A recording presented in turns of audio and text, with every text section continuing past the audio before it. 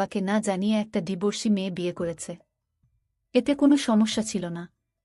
ভাইয়া হয়তো ভাবির সৌন্দর্য দেখে বিয়ে করেছিল, কিন্তু ভাবির আচার ব্যবহার আমাদের সুখের সংসারে অশান্তি নেমে এসেছে। আমার বয়স খুব কম হলেও আমি ভাবির সকল কর্মকাণ্ড বুঝতে পারি, কিন্তু ভাবির এরকম বাবা মায়ের উপর অত্যাচার আমার কিছুতেই সহ্য হতো না।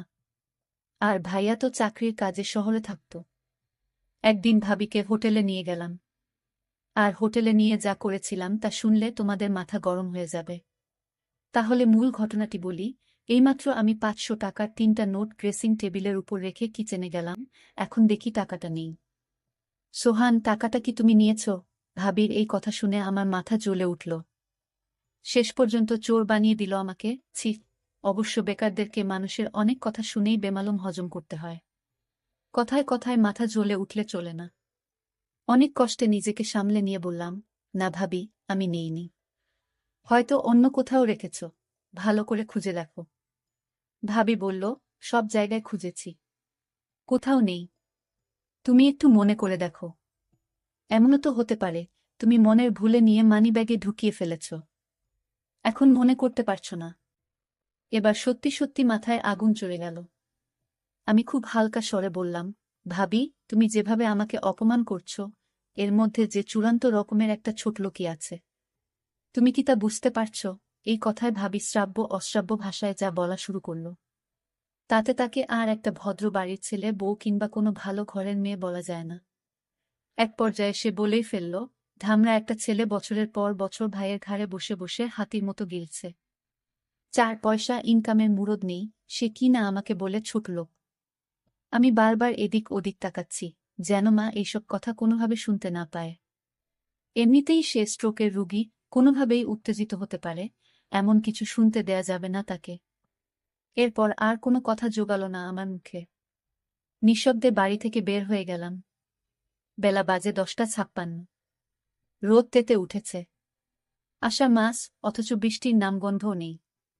রোদের তাপে যেন রাস্তার পিচ গলে স্যান্ডেলে লেগে যাচ্ছে। এখন কোথায় যাব আমি? লকডাউনের ভেতর কারো বাড়ি যাওয়া যাবে না। আমাদের বাড়িটা চাঁদপুর শেরশাহ সুরি রোডে। এখান থেকে হেঁটে হেঁটে রেসিডেন্সিয়াল কলেজের পাশ দিয়ে চন্দ্রিমা উদ্যানে চলে যাওয়া যায়। বসার জন্য খুব নিরিবিলি একটা জায়গা। আমার একটা নিরিবিলি জায়গায় এখন সবচেয়ে বেশি দরকার। খুব কঠিন একটা সিদ্ধান্ত আমাকে নিতে হবে, এবং সেটা আজই, এখনই। একটা ভবনের পেছন দিকে লেকের পাড়ে নিরিবিলি একটা জায়গা দেখে বসে পড়লাম। সংসারের হিসাবটা কিছুতেই আর মিলছে না। অল্প কিছু দিনের ভেতর সবকিছু কেমন এলোমেলো হয়ে গেল। অথচ আমাদের সংসারটা ছিল ছবির মতো সুন্দর, গোছানো, পরিপাটি। সেই ছবির রং ঝাপসা হতে শুরু করল একসময়। বাবা মারা গেল প্রায় ৫ মাস হতে চলল। এরপর থেকে সেই ছবির শুধু ফ্রেমটাই রয়ে গেল, বাদবাকি সব হারিয়ে গেল কোথায় যেন। এই তো সেদিনের কথা, আমরা ২ ভাই আর বাবা মা মিলে একসাথে ক্যারাম খেলেছি। বাবা একটু সময় বের করতে পারলেই ফুরুত করে ঘুরতে গিয়েছে আমাদেরকে। বাড়িটা সারাক্ষণ হাসি আর আড্ডায় গমগম করত। আর আজকের অবস্থা দেখলে নিজেই অবাক হই। মনে হয় আদৌ এইটা আমাদের বাড়ি। ভাইয়া পড়ালেখা শেষ করার পর ১৯ সালের জুলাই মাসে একটা মাল্টি ন্যাশনাল কোম্পানিতে উচ্চ পদে চাকরি নিল। ভালো বেতন, মতিঝিলে অফিস। এর মাস খানিকের মাথায় কাউকে কিছু না জানিয়ে হুট করে এক সন্ধ্যায় ভাবিকে নিয়ে উপস্থিত। তারা নাকি গোপনে কাজী অফিসে গিয়ে বিয়ে করেছে। ভাবির বাড়ি কুমিল্লার বরুড়ায়। ফেসবুকে পরিচয়, সেখান থেকে প্রেম আর তারপর বিয়ে। ভাবির এর আগেও একটা বিয়ে ছিল। সে পর আমার ভাইয়ার সাথে তার পরিচয়। আমরা সবাই খুব আপসেট হলাম এই ঘটনায়। ভাইয়ার মতো একটা চমৎকার গোছালো এবং দায়িত্বশীল ছেলে কাউকে কিছু না জানিয়ে এভাবে বিয়ে করে ফেলবে, এটা মানাই যায় না। আর তাছাড়া আমাদের বাড়িতে যদি অমতো করার মতো কেউ থাকত, তাহলে ভিন্ন কথা ছিল। আমরা ২ ভাই মোটামুটি বড় হলে বাবা মা আমাদেরকে খুব পরিষ্কারভাবে বুঝিয়ে বলেছে যে, জীবনে চলার পথে কাউকে ভালো লাগতেই পারে। এটা খুবই স্বাভাবিক। এমন কিছু হলে অবশ্যই যেন সবার আগে বাড়িতে শেয়ার করি। আজ পর্যন্ত আমাদের ২ ভাইয়ের কোনো যৌক্তিক কাজে বাবা মা বাধা দেয়নি, বরং সব সময় উৎসাহ দিয়ে এসেছে। সেখানে ভাইয়ার কাছ থেকে এটা কেউই আশা করেনি। এই ব্যাপারটা নিয়ে বাবাই সবচেয়ে বেশি আপসেট হয়ে পড়ল। মা তাকে বুঝাতে চেষ্টা করল যে রাব্বি যদি মেয়েটাকে নিয়ে সুখী হতে পারে তাহলে আমাদের আর আপত্তি করে লাভ কি, যা হওয়ার তা তো হয়েই গেছে। আর তাছাড়া দুইজনের সম্মতিতেই বিয়েটা হয়েছে, দুজনই ম্যাচিউর্ড, সুতরাং এখন স্বাভাবিকভাবে ব্যাপারটা মেনে নেওয়াই সব দিক দিয়ে ভালো। ভাবির আগের বিয়ে নিয়ে বাবা মা কেউই কোনো কথা তোলেনি এই পর্যন্ত। ডিভোর্স একটা মেয়ের জীবনের খুব দুর্বল একটা জায়গা। সুযোগ বুঝে এই জায়গায় খোঁচা দেয়া কোনো ভালো মানুষের কাজ না। মা শুধু ভাইয়াকে আড়ালে ডেকে নিয়ে সেই রাতে বলেছিল, রাব্বি, তোর বাবার মনে এত বড় দুঃখ দিলি, তার কত পরিকল্পনা তোর বিয়ে নিয়ে। খুব ধুমধাম করে বড় ছেলের বিয়ে দিবে, আনন্দ ফুর্তি করবে। মানুষটা খুব কষ্ট পেয়েছে রে, স্রেফ এইটুকুই। অবশ্য ভাইয়া সেই রাতে মাফ চেয়েছিল বাবা মার কাছে। তারপরও বাবা কেমন চুপচাপ হয়ে গেল। এরপর থেকে কখনো আগের মতো সেই চঞ্চল মানুষটাকে আর দেখিনি। মাস তিনেক মোটামুটি ভালোভাবেই চলল সংসারটা। এরপর সাজানো সংসারে একের পর এক ঝড় আসা শুরু হলো। সেই ঝড়ে আমাদের স্বর্গের সেই বাড়িটা তছনছ হয়ে গেল। ভাবির সাথে মার তেমন বনিবনা হচ্ছিল না। একটা পর্যায়ে সংসারের শান্তির জন্য মা সবকিছু ভাবিকে বুঝিয়ে দিয়ে অবসর নিলেন। তবুও শান্তি এলো না। ভাবি চাইল তার আলাদা একটা সংসার, যে সংসারে শ্বশুর শাশুড়ি আর দেবরের মতো বাড়তি ঝামেলা থাকবে না। আমাকে ভাবি নিজে টাকা লুকিয়ে আমার উপর ছাপিয়ে দিয়েছে। ভাইয়া যেন আমায় ভুলে বুঝে আলাদা হয়ে যায় এই জন্য। এটা আমি বুঝতে পেরেছিলাম। যখন এইভাবে ভাবি আমাকে পাশাতে পারল না, তখন ভাবির মনে অন্য চিন্তা ভর করল। আমি সব সহ্য করতে পারি, কিন্তু মা বাবাকে নিয়ে কোনো কথা আমি সহ্য করতে পারি না। আমাকে ভাবি মিথ্যা দোষারোপ করুক, এত আমার কোনো সমস্যা নাই, কিন্তু বাবা মাকে নিয়ে কোনো অপমান, এটা আমি সহ্য করতে পারব না। কিভাবে আমাকে ভাইয়ার চোখে খারাপ বানানো যায়, এই সুযোগ ভাবি সবসময় খুঁজত। কিন্তু আমি তো আর বোকা না যে ভাবির মতলব আমি বুঝি না। বয়সটা হয়তো কম হতে পারে। ভাবি বাবার সাথে তেমন ভালোভাবে কথা বলতো না। বাবাকে ভাবি চা বানিয়ে দিত কোনোরকমভাবে। এতে বাবা মুখ বুজে সব সহ্য করত, ভাবিকে কোনো কিছুই বলতো না। আমি শুধু চেয়ে দেখতাম। তবে ভাবি দিন দিন মা বাবার প্রতি এক ধরনের অত্যাচার শুরু করলেন। সময় মতো মা বাবার খাবার দেওয়া, মা বাবার যত্ন কিছুই করত না সে। আমি মা বাবাকে সব সময় বুঝাতাম, ভাইয়া হয়তো জীবনে বড় একটা ভুল করে ফেলেছে, কিন্তু এই ভুলের মাসুল কি তোমাদের দিতে হবে? এ আমি কিছুতেই হতে দিব না। ভাবিকে দেখতাম, বেশিরভাগ সময় দেখতাম ফোনে কার সাথে জানি কথা বলতো।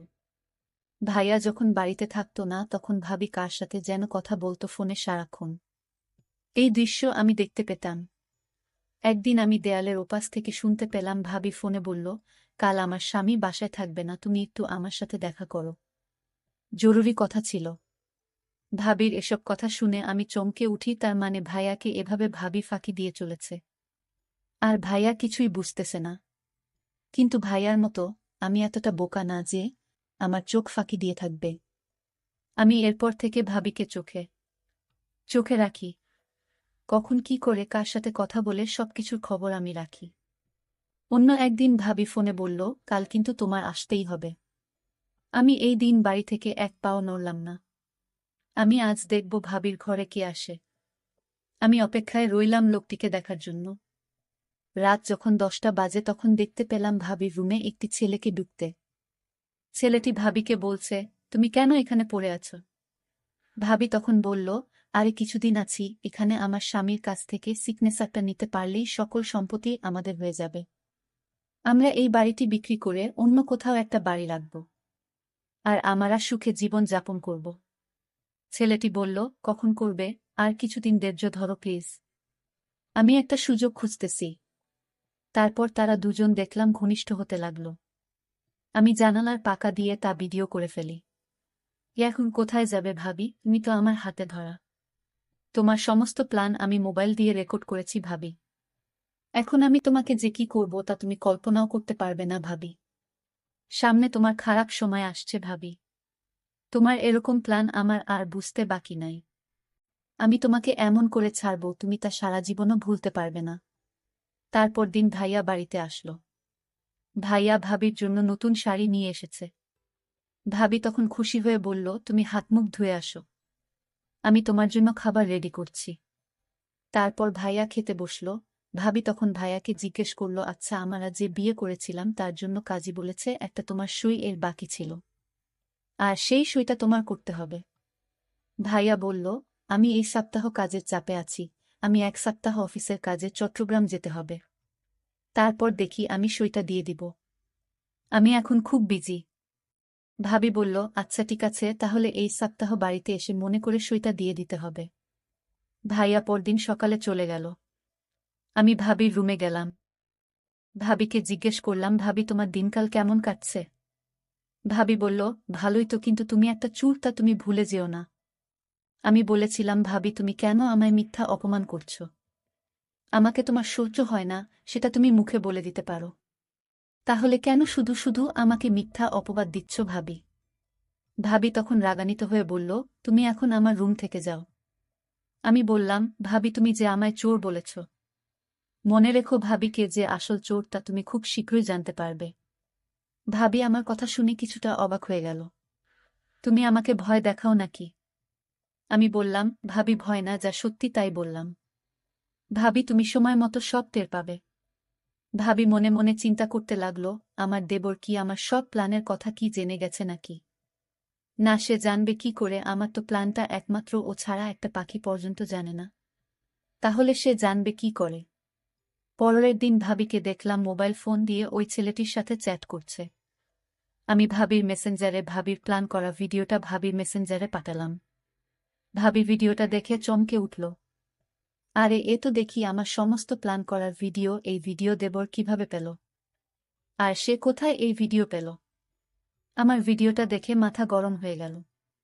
আমি সাথে সাথে আমার দেবরকে ডাক দিলাম। দেখলাম দেবর তার ঘরে শুয়ে মোবাইলে চ্যাট করছে। আমি বলল, সুহান, এই সুহান। আমার দেবরের নাম সোহান। আমি তাকে ডাক দিলাম, সে আমার ডাক শুনেও না শোনার ভান করল।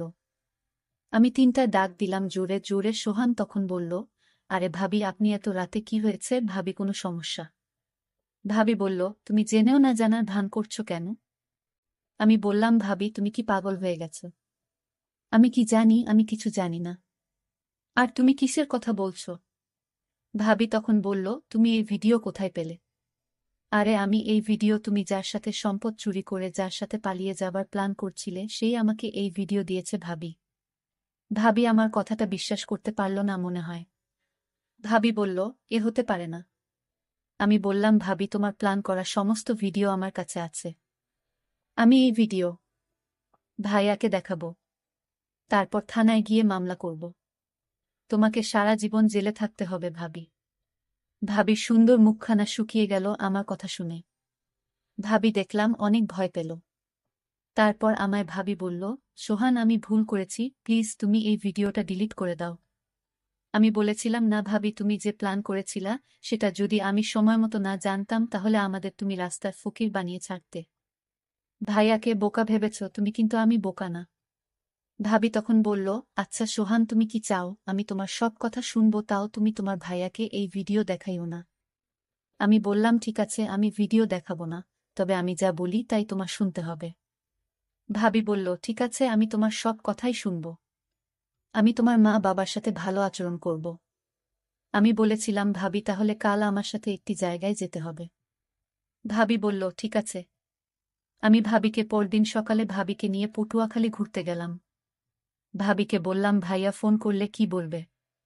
ভাবি বলল, আমি বলবো আমার বাবা অসুস্থ, তাই আমি বাবাকে দেখতে এলাম। আমি 2-4 দিন বাবার সাথে থাকতে হবে। ভাবিকে বললাম, ভাবি তুমি তো দারুণ বুদ্ধিমতী। হঠাৎ আকাশের অবস্থা খুব খারাপ হলো, প্রচণ্ড ঝড় বৃষ্টি হতে শুরু করল। আমি ভাবিকে নিয়ে একটা হোটেলে গেলাম, কারণ এখানে যারা ঘুরতে আসে তারা হোটেলেই থাকে। আমিও একটা হোটেল নিলাম। ভাবিকে বললাম, ভাবি তুমি হোটেলে বস, আমি কিছু খাবার নিয়ে আসি। আমি খাবার নিয়ে আসলাম। ভাবি তখন বলল, আমি নিচে শুয়ে পড়ি, তুমি কাটে শুয়ে পড়ো। আমি বললাম, না কোনো সমস্যা নাই, তুমিও কাটেই শু। ভাবি আমার সাথে কোনো কথা না বলে কাঠে এসে শুয়ে পড়ল। আমি সারা রাত ঘুমাইনি। আমার মনে একটাই চিন্তা, আমার মা বাবাকে এবং আমার সহজ সরল ভাইকে যেভাবে ঠকালো তার প্রতিশোধ আমাকে নিতে হবে। আমি ভাবিকে বললাম, ভাবি আজ আমি তোমায় যা বলবো তাই শুনবে, তুমি কিন্তু আমায় কথা দিয়েছিলে। ভাবি বলল, আমি তো বলেছি তোমার সব কথাই রাখব। আমি বললাম, ভাবি তুমি কি ভাইয়ার সংসার করবে নাকি ওই ছেলের সাথে চলে যাবে? ভাবি বলল, যদি ওই ছেলের সাথে চলে যেতে চাইতাম তাহলে আমি তোমাকে বলতাম না যে তোমার ভাইয়াকে সেই ভিডিওটা দেখাতে। আমি যা করেছি সব ভুল করেছি। আমি তোমার সাথে তোমার বাবা মায়ের সাথে অন্যায় করেছি। এটার জন্য তুমি আমায় যে শাস্তি দিবে সেই শাস্তি আমি মেনে নিব। শুধু তোমার কাছে একটাই অনুরোধ, তোমাদের পরিবারে আমাকে থাকতে দাও। আমি ভাবিকে বললাম, ভাবি আমি আজ তোমাকে হোটেলে নিয়ে কেন আসলাম জানো?